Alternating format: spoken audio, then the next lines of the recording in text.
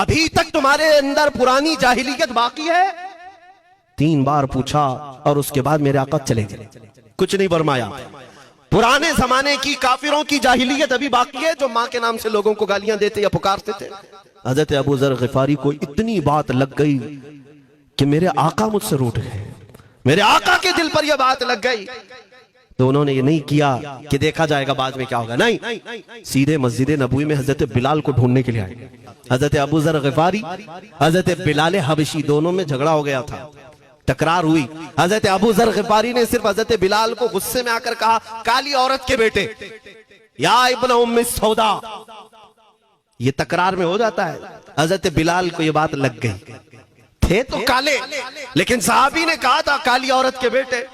हुजूर के पास जाकर अर्ज किया, या रसूल अल्लाह, अबू जर ने मुझे आज यूं कहा, अबू जर ने मुझे आज यूं कहा, काली औरत के बेटे। मेरे आका सल्लल्लाहु अलैहि वसल्लम को जला लाया, बाहर आए, बुलाया, अबू जर कहां है? आए। हुजूर पाक ने उनको मुखातिब करके सिर्फ इतना फरमाया, अफीकल जाहिलिया, अभी तक तुम्हारे अंदर पुरानी जाहिलियत बाकी है? 3 बार पूछा और उसके बाद मेरे आका चले गए, कुछ नहीं फरमाया।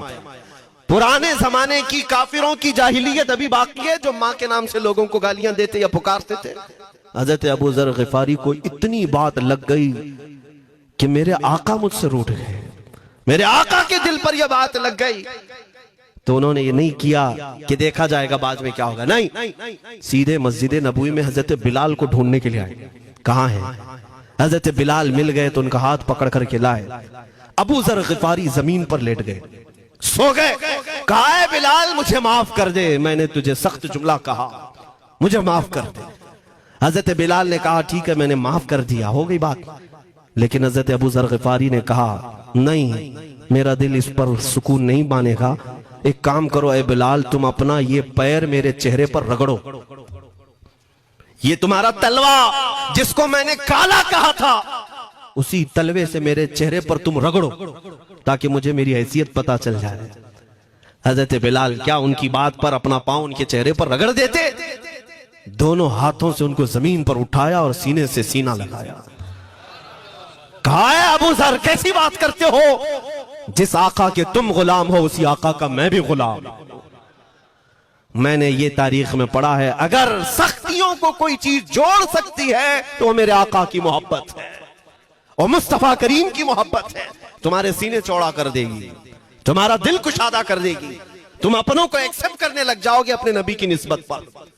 हाँ, एक बात याद रखें, मैं ये सिर्फ मेरे आका की निस्बत वालों के लिए कह रहा हूं, बाकी हमारा अकीदा तो ये है, नबी से हो जो बेगाना, उसे दिल से जुदा कर दे। पिदर मादर बिरादर जानो माल उन पर फिदा कर दे। हम उसको मानते ही नहीं, चाहे बाप हो कि माँ हो, जो मेरे नबी को नहीं जानता, जो मेरे आका की अजमत को नहीं पहचानता। मैं उनके बारे में नहीं कहता। हाँ, हमारे एक उस्ताद बुजुर्ग, उन्होंने फरमाया था कि बेटा, बात करने का लहजा नरम रखना हमेशा।